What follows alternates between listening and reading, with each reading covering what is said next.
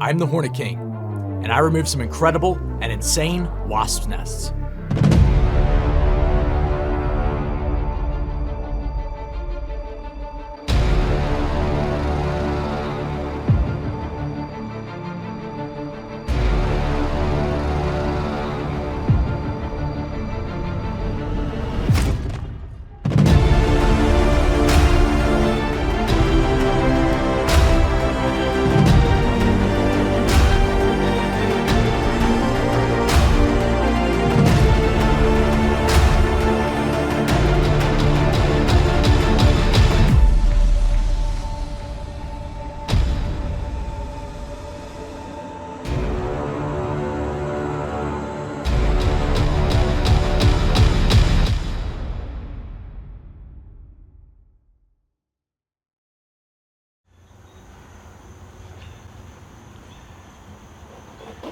Is there enough in there for your chickens? Well, we hope so. Maybe I know it's not real big, but for me it's scary. No, that's a good sized nest for sure. There'll be some munchies in there.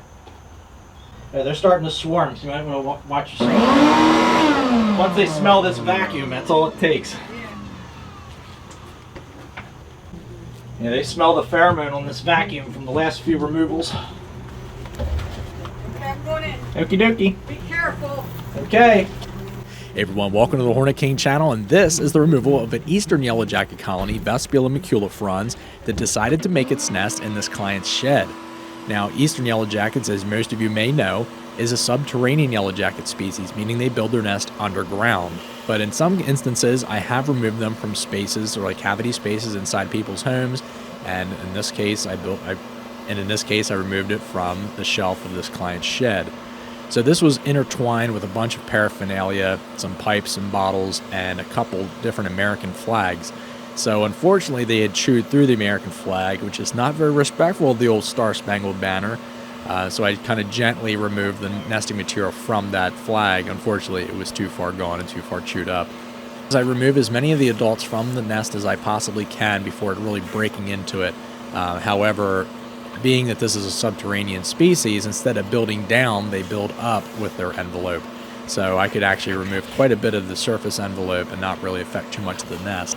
But actually what had set them off was merely just me bringing the vacuum in that had a lot of pheromone on it from doing previous removals. And before anybody comments and says, well, why don't you clean your vacuum from removal to removal, it's not necessary.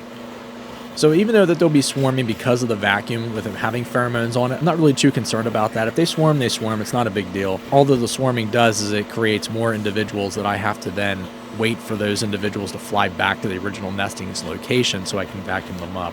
But in most instances, if it's at the end of the removal and there's still a few flying around, I'll just spray a little bit of misting black flag. They'll fly through that and they'll land on the ground, and then I just vacuum them up from there. But you can see there's quite a bit flying around me, and that's not just ones that had left the nest and started swarming. Those are ones coming back from foraging that realize that there's a change in the atmosphere where the nest is, and they will begin to join their cohorts in swarming around. So this particular nest wasn't one large mass of comb. It was actually a couple like little satellite pieces of comb mixed in with like the flag and stuff. And really what had happened was, as they started building the comb, they ran out of space down into the wood where the shelf was, so they started building on top of that. So you actually notice this is the reverse of what I normally do. So usually nests are queen comb on the very bottom of ground nests, and then on the top is like the original worker comb that was built originally by the queen. But since the queen had started building this within a flag, they got done building as far as they could, and then started building the queen comb on top of the nest. So that's why a lot of the material was cased over the top of the queen comb at the top.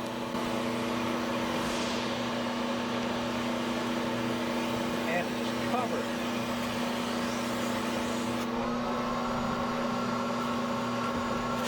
So something I really tried to do back in 2020 when I was doing these removals was make sure that I had a second camera. So I had one stationary camera that was getting the whole scene, and then the camera that I'm holding in my hand, which is a Note 10 Plus phone, so I can get the real close-up shots. And before anybody goes in the comments and suggests that I use a GoPro would actually be a step back in production. GoPros are not all that great, and I've never been impressed with any of the image quality that comes from a GoPro Black or GoPro Hero or any of them. I think they're a waste of money.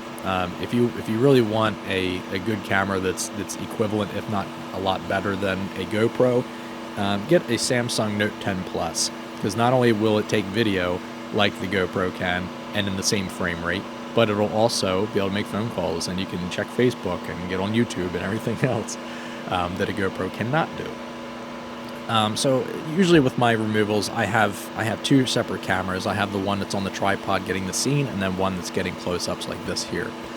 And I really enjoy having these two different camera angles, but in 2021 I'll be adding a third camera, which the Hornet Queen will be taking around on the stabilizer, or gimbal as some people call them, and we'll be getting some action shots around both me and the nest itself. So I'll still be getting the close-ups with my phone, and then the Hornet Queen will be getting the action of both me and the nest removal process itself, and then there'll be a third camera getting the whole wide angle of the entire scene. So I'm really looking forward to that, because it really is limited as to what shots I can get with me holding the phone and then the tripod itself. I feel like there's a section of content that is missed in between the two that would be really great to have an actual person manning a camera. So at this point, I believe she'll be using the A7S III, the mirrorless camera that I have, and she'll really be able to get some great action shots, which I'm looking forward to. And also between removals, sometimes by the time I get to my fourth removal, I've ran out of memory space on my phones or on my cameras, and I'm not able to get any more footage from the next removal because I ran out of memory space, and that sucks, because sometimes those removals are really good removals and they would be really good for a video. So when we were traveling from removal to removal this coming season, I'll be able to have her putting the video onto an external hard drive and freeing up that space on my other cameras, so that way when I get to my next removal, I don't have to worry about running out of space on the cards.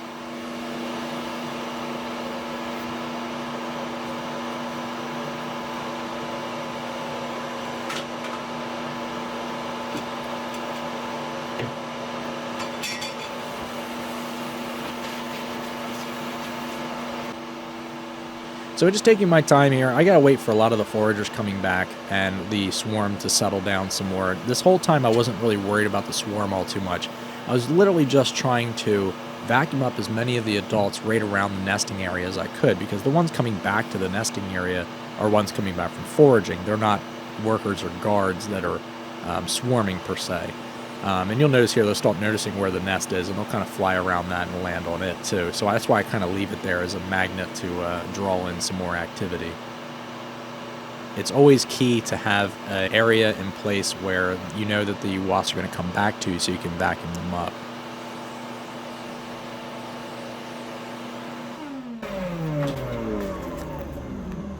So here I kind of walk away for a little bit, and I just want the swarm to consolidate back to where the nest was, and that way I can just let them kind of cluster in that spot, and then I can vacuum them up all at one time. I actually do that a couple times, and then I remove the nest from the area, so that way that's one less magnet for them to go to, and then I can let them just mainly focus on where the original nest was. So just bag up the nest and put it in my car, and I collect several bags of nests in my car by the end of the day, and just take them home and feed them to the animals.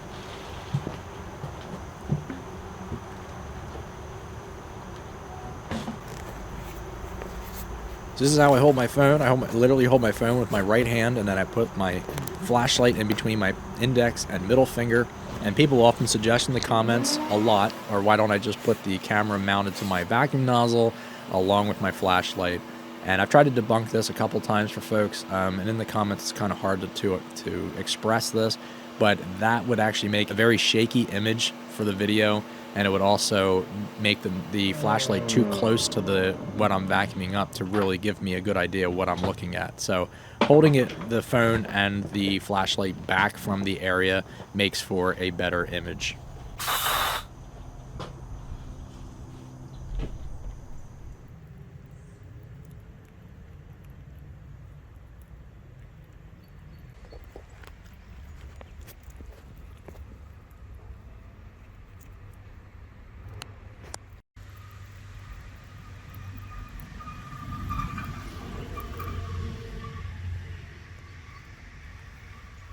Be such a scaredy squirrel.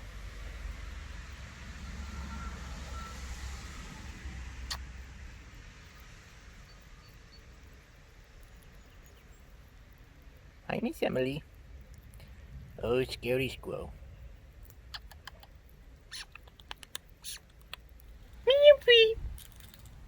Meow free. Oh, squirrely squirrel.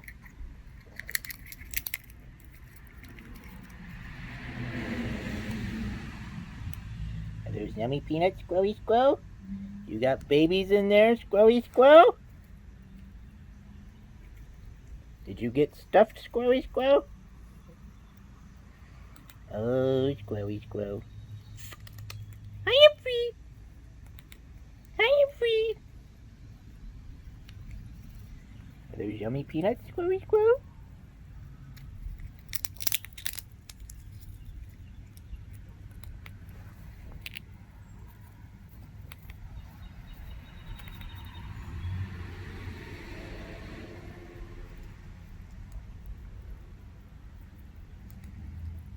I am free.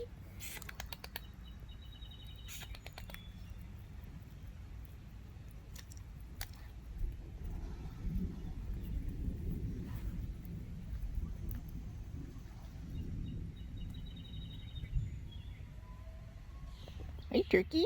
Gobble, gobble, gobble. Gobble, gobble, gobble. Lay down, turkey. That's a good turkey. Hi, Ginger.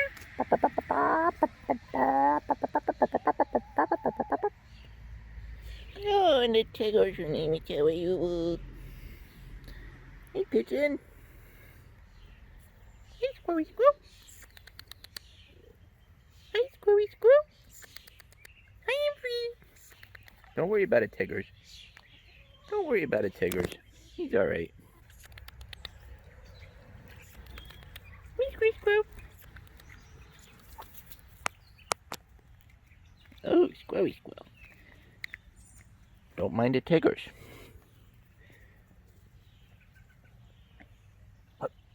Don't mind the Tiggers. He's looking at you intently, but he won't come after you. Neither will Ginger, or Pigeon, or Daisy, or Turkey. Hello, Turkey. Come, go, go. Come, go, go.